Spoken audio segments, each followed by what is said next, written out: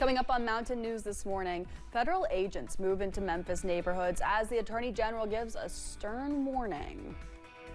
And more people are being kicked off SNAP benefits in Kentucky, with the number of disqualifications continuing to rise. Dedicated to Eastern and Southern Kentucky, this is WYMT Mountain News this morning. Good morning, Mountain family. I'm Amelia Lee here with you on this Thursday, October 2nd, 6 o'clock this morning, and time for a check of our weather with Megan Dusmal. And Megan, it's been a hot couple of days. It doesn't feel like October, but 84 days till Christmas. Do you think it'll be the 80s by then? No. Let's hope not. Christmas and 80 degrees, that only works if you're in the south, the very south. But for today, we are going to still see those 80s. Here's what you need to know as you're starting off your October 2nd. A little bit of some fog here and there, mostly for our southern counties. So just drive carefully if you do encounter any patches of that fog this morning. But no rain is in the forecast for today. Should not be a surprise at this point. But as we head into the temperatures, you'll be looking at the 50s, a little bit cooler than yesterday, as we see low to mid 50s. And by the time we head into the afternoon, we're looking at the low to mid 80s, seeing some upper 70 chances as we travel more towards the eastern counties. High temperatures for today will be around 4 p.m. Sunrise will be at 7:30 this morning. Amelia. Federal boots are on the ground in Memphis, with Tennessee's second largest city becoming the latest battleground in the Trump administration's sweeping crackdown on violent crime. CBS's Tina Kraus reports. This is the scene after a high-speed chase in Memphis as federal officers rolled deeper into neighborhoods to crack down on crime. It came Wednesday, hours after top Trump administration officials rallied the new Memphis Safe Task Force. When people play politics and shut down the federal government, we don't shut down because President Trump knows crime doesn't stop. It's part of a larger effort by President Trump to use National Guard troops and surge federal law enforcement, especially in cities controlled by Democrats. Attorney General Pam Bondi had a warning for anyone looking to make trouble. If you touch a law enforcement officer, it is a crime and you are going to jail. On X, Bondi said in just 48 hours, the task force made 53 arrests and confiscated 20 firearms from Memphis streets. Our department is here to enable you, law enforcement, to do your job, to help protect your facilities, help protect your people. Republicans held events to welcome the National Guard. If the city council worked as hard to fight crime as they are fighting Donald Trump bringing federal resources to Memphis, we wouldn't have to have the National Guard here to begin with. But some residents worry the task force doesn't know the city well enough to police it. They don't know the layout, they don't know the city. Critics say the deployment feels like a federal occupation of a majority black city that needs funding, not force, to fight poverty and crime. Tina Kraus, CBS News. The Memphis Task Force follows troop deployments in D.C. and L.A. While speaking to U.S. military leaders this week, the president proposed using cities as training grounds for the armed forces. 2 people were taken to the hospital after a crash in Laurel County. According to the Crossroads Fire Department, that crash happened just before 11:30 yesterday morning on Highway 490.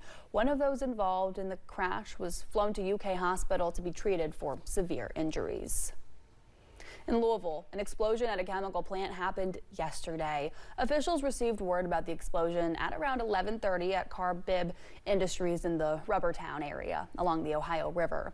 The cause of the fire is believed to have stemmed from a possible overflow of product from the furnace, but it's still under investigation. No injuries were reported among any of the employees working there. It's now day 2 of the federal government shutdown, and right now Congress remains deadlocked. Thousands of federal workers are facing furloughs and possible layoffs. Late last night, President Donald Trump posted on social media that the shutdown is an opportunity to save billions of dollars as he's starting to cancel funding to several Democrat-led states. Donald Trump and Republicans shut the federal government down because they don't want to provide health care to working class Americans. As the shutdown continues, some members of Congress have called for a pause in their own paychecks until the government reopens. A federal government shutdown impacts everything from food pantries to health departments and the services they provide for the public. Madison Porter has more about the shutdown's local impact. Local health departments like the Lexington-Fayette County Health Department rely on the federal government for support, like federal grants for education on diabetes. 35,000 people in Fayette County deal with that disease. Not all, but many of our federal grants are going to be put on hold until until the Congress gets this all straightened out. And there are complex cases locally in which health departments may need to loop in the CDC or other federal health agencies for assistance. During a shutdown, there could be delays. The bottom line, it's just not good for our people. Vaccines like the latest for COVID-19 aren't on the shelf at the Lexington-Fayette County Health Department, a month behind schedule. I can say that a prolonged federal shutdown ultimately will affect information regarding the latest technology for our vaccines. So the most immediate concern that we have is there are nearly 17,000 federal employees, whether they be employees or contractors, that live in central and eastern Kentucky. And today, many of them are not working. And that could lead to food insecurity. Currently in central and eastern Kentucky, there are 280,000 people who are facing food insecurity, an all-time high, and the federal workers could be added to the list of need. So the food you see behind me, that's between 3 and 4 weeks of food. We're going to need more food. We're going to need more financial support from our gracious, generous donors. In Lexington, with photojournalist Darnell Crenshaw, I'm Madison Porter, WKYT. Community action agencies are still continuing to operate as usual during this shutdown. ADP's latest national employment report shows that payrolls at private U.S. companies fell by 32,000 jobs last month. That's actually the biggest decline since March of 2023, according to finance company Capital Economics. The report comes just days before the Labor Department is due to issue its latest jobs report, though it's uncertain if the federal government shutdown will delay that release. The state of Ohio's minimum wage is set to increase starting next year. Non-tipped employees will make at least $11 an hour, and tipped employees will make $5.50. That's just under a 3% increase from the current rates. For workers younger than the age of 16, the federal minimum wage of $7.25 still applies. The minimum wage is also $7.25 here in Kentucky. Well, more people are being kicked off SNAP benefits in the Commonwealth. The Associated Press reports the number of disqualifications has gone up in the last 5 years. Federal data from 2023 shows Kentucky is second in the nation in disqualifying people from the SNAP program. During the last decade, disqualifications went from fewer than 100 in 2015 to more than 1,800 in 2023. A Kentucky group is pushing state lawmakers to create tougher penalties for child abusers. Kentucky Youth Advocates is asking lawmakers to pass Jaden's Law next year. It's named for Jaden Spicer. He was a 10-year-old from Breathitt County whose body was found in August. His mother reported him missing, and later she and Spicer's stepfather were charged with his murder. The proposed bill would make several changes, including creating a new offense for murder by abuse of a child and extending who could qualify for the death penalty in child abuse cases. Right now, that punishment can only be for abusers in cases involving children under 12.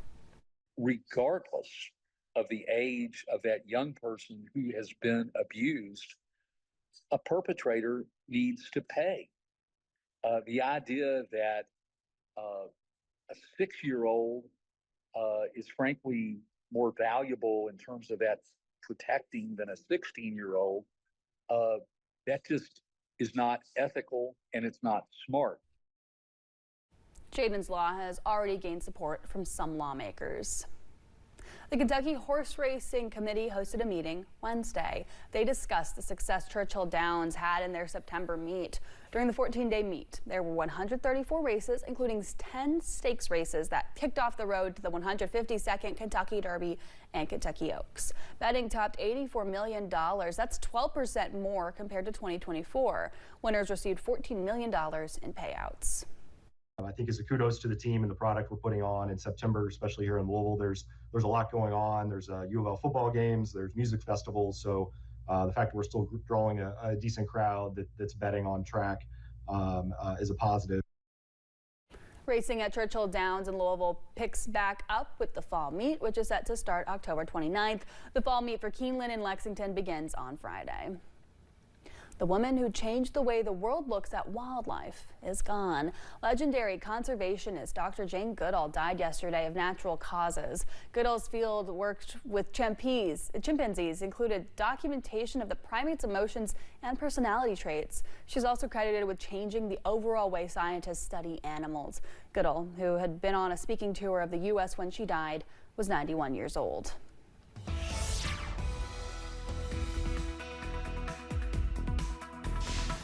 We're still looking at those temperatures in the 50s as you're starting off your day. Here's a look at what we're seeing out and about across the region. A little bit of some haze as you go into Hazard. Pikeville, not looking too bad. Same in London. We do have a little bit of that fog picking up between our Tennessee and Kentucky counties this morning. Temperatures in a mixture of the 50s. This afternoon, though, we will be seeing some significant warm up as high temperatures dip into the low to mid 80s. We do see some chances for some upper 70s as you travel more towards our Virginia and West Virginia counties. But in terms of rain chances, there are none. Still looking mostly sunny as you're going throughout the remainder of your Thursday.